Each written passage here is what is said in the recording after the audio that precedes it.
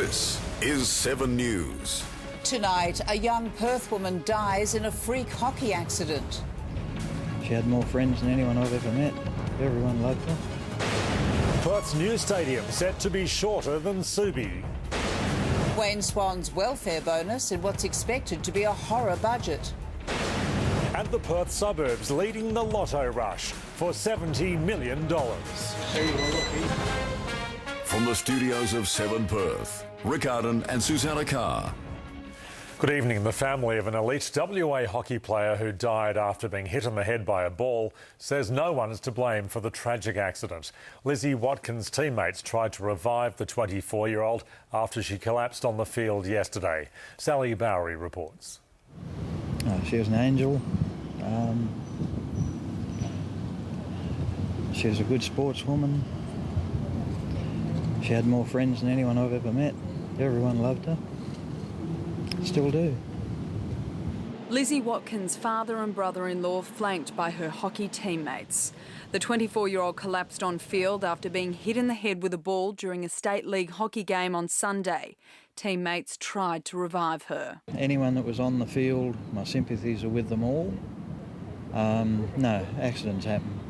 Lizzie's sister Catherine was there playing alongside her younger sister. The family's decided that we'll be donating her organs so someone else can hopefully live even just half of the life that she's lived. A loved team member. Even if it was pouring with rain in the middle of winter, it made you want to go to training just so you could have a chat with her, and she'd always put a smile on your face, so... She completely brightened up your day. The hockey world shocked. In London, the Kookaburras wore black armbands. A minute's silence at a match in Bentley this morning, and flowers outside the clothing shop owned by Lizzie and her sister Catherine. Team training tonight cancelled, but the family want everyone at Friday night's game. See some old friends and some new friends out there on Friday night. If everyone can support the family, the club, the teammates, the friends, come out on Friday night to Perth Hockey Stadium, wear your club gear and just fill the place out and remember Lizzie. Sally Bowrey, 7 News. Perth's new football ground at Burswood will be shorter than Patterson Stadium. The new dimensions were revealed today for a stadium that could eventually hold up to 80,000 people. The Premier is promising a fan-first experience. It'll be beautiful, be the best stadium in Australia with the latest technology. That could now include hospitality boxes on ground level, like at the Dallas Cowboys Stadium in the US, to get up close to players at a cost. They'd be the first of its type in Australia. It'll run east to west to suit cricket like the MCG, but Perth's new stadium will look more like Etihad. It'll be wider than Patterson's, but shorter, 165 metres compared to the 175 that became the House of Pain for interstate teams. 175, our guys get worn out by the end of the year. No concern about home ground advantage? Look, it has been, but we'll have to adapt to that. The Eagles and Dockers say they're not fussed by size, they just want it built and ready for 2018. It's still one of the longest grounds in Australia, and that suits, I guess, both West Australian teams. Freo admit they might struggle to fill 60,000 seats. The government says the stadium could eventually house 80,000 fans, with an additional 10,000 seats possible on either wing in future years. One question, how much will this project be? Jessica Vanderende, 7 News. There's some wild weather on the way tonight with storms in our southwest. High winds ripped through Rockingham this afternoon. Several boats broke their moorings.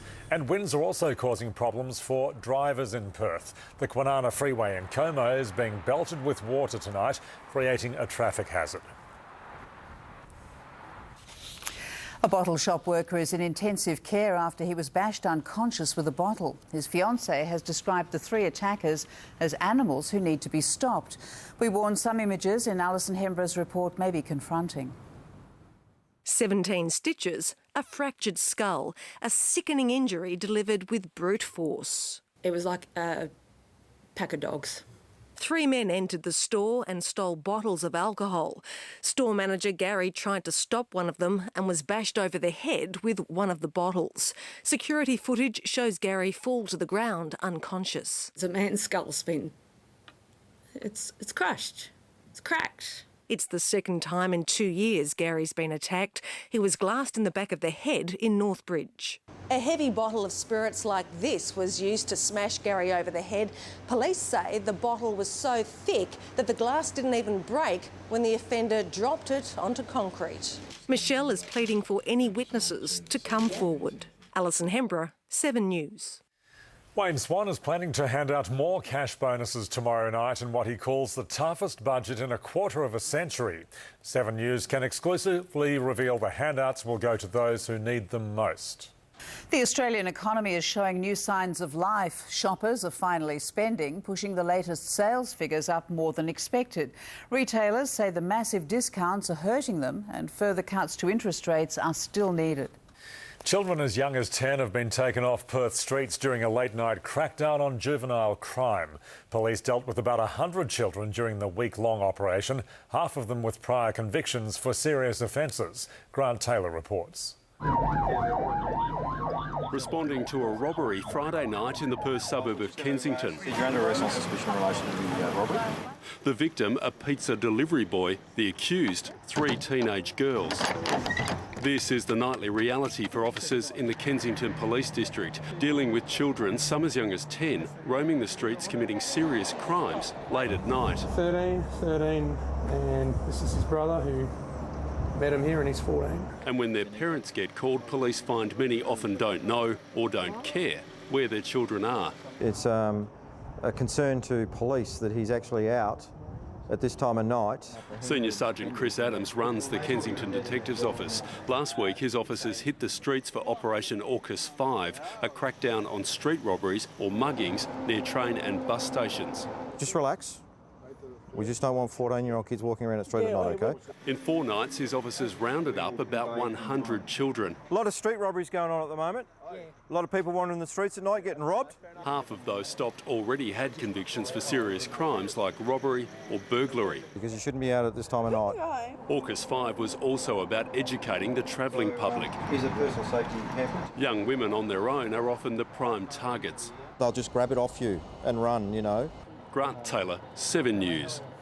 Perth has opened its heart to a mother and 2 children who lost everything when fire destroyed their Rivervale home. Jeanette Waring didn't have contents insurance, but West Australians have rallied behind her. 18-month-old Madison with new toys for new memories. These bags, just some of the donations complete strangers have dropped off for Jeanette Waring and her 2 kids. I've got cot sheets and clothes and pyjamas, so just, you know, bibs and little things like that. It's just absolutely overwhelming. The Rivervale family lost everything when fire destroyed their rental home on Saturday night. Jeanette doesn't have contents insurance, but Channel 7 viewers opened their hearts with donations. And here is a list of names wonderful. And numbers. Wonderful. You can see sort of the things that they want to donate and help you with. Jeanette took her mum back to the house to see if there was anything they could salvage. They couldn't. But the dog survived, so hey. Emmy, Kubainski, 7 News. Lotto kiosks across the state were flat out today, selling thousands of tickets for tomorrow's $70 million draw. It's the 3rd biggest jackpot Australia's seen, causing at least one Perth store to hire security to handle crowds. The queues were long in Belmont today, at least 6 people deep. $70 million worth waiting for. I'm going to buy a local car. And a house, more important. Lunch hour in the city today meant peak hour at the newsagents. 1 million tickets are expected to sell in WA. Quit the job? Oh, I don't know. Go on, quit. Here's Luck Lottery Centre has 19 Division 1 winners in 10 years. Extra security's been hired after an argument in the queue yesterday. It could have ended up being a punch-up, but... all for a lotto ticket? All for a lotto ticket. Lottery West says the biggest ticket-buying suburbs are Perth City, Morley and Cloverdale, followed by Bunbury, Karratha and Mandurah. Blake Johnson, 7 News. And you can see that lotto draw right here on 7 News tomorrow night. Coming up, a world leader booted out. Plus massive moon. A supersized treat for skywatchers. And bonded by birth. Meet Nick Natanui's twin brother. Good to see Basil's here with sport now, and another coach slams the Eagles' tactics. Baz? Yes, Rick, that's right. It's North Melbourne's Brad Scott this time. We'll speak to John Worsfold after the break as the Dockers consider an appeal. Reprimanded for this, the Dockers considering their next move. And Manchester City close in on the Premier League title. What a goal! Potentially a title winner! Hello, Natalia Cooper with you. Showers are moving over Perth at the moment. We could get a thunderstorm and it's going to stay very windy this evening, but conditions will ease overnight. Currently in the city, 18.4, humidity 87%, and winds are from the west-southwest at 19 kilometres an hour. After a low overnight of 13.5, we had a top today of a touch under 22 degrees, and the city has picked up about 3 millimetres of rain so far. Around the metro area, Mandurah has had 7, Kalamunda 6 and Bickley 2. Wind gusts have been up to about 70 kilometres an hour in some parts. And around WA, the wildest of the weather has been in the southwest, gusts there of up to 100 kilometres an hour.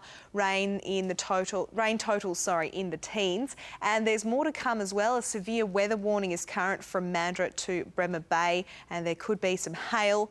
Tomorrow, wet in Albany, some early hail is possible, a shower or two for Bunbury and Geraldton, and a possible early shower for Esperance. Over to the satellite, and the wet and windy weather is due to a strong cold front which is moving across the southwest of WA. It'll lie from Geraldton to Esperance by midnight, so conditions will ease in Perth later this evening. Interstate tomorrow, a lovely day for Adelaide, sunny and 27, 22 in Melbourne, and some early fog expected in Canberra after a very chilly night there. Back home and on the waters, there's a gale warning for tonight. West to southwest winds 30 to 35 knots. Tomorrow, 20 to 25 knots, easing to 15 to 20 during the afternoon. Seas to 2 metres and swell up to a huge 5 metres. So showers with the risk of a storm tonight, easing later in the evening. Tomorrow, a shower or two in 20, a shower or two again on Wednesday, finding up on Thursday and staying that way for quite a few days. Temperatures in the mid-20s, Rick and Sue. Thanks, Natalia, and that's all from the 7 News team for now. We'll have updates a little later, but now here's Monica with Today Tonight.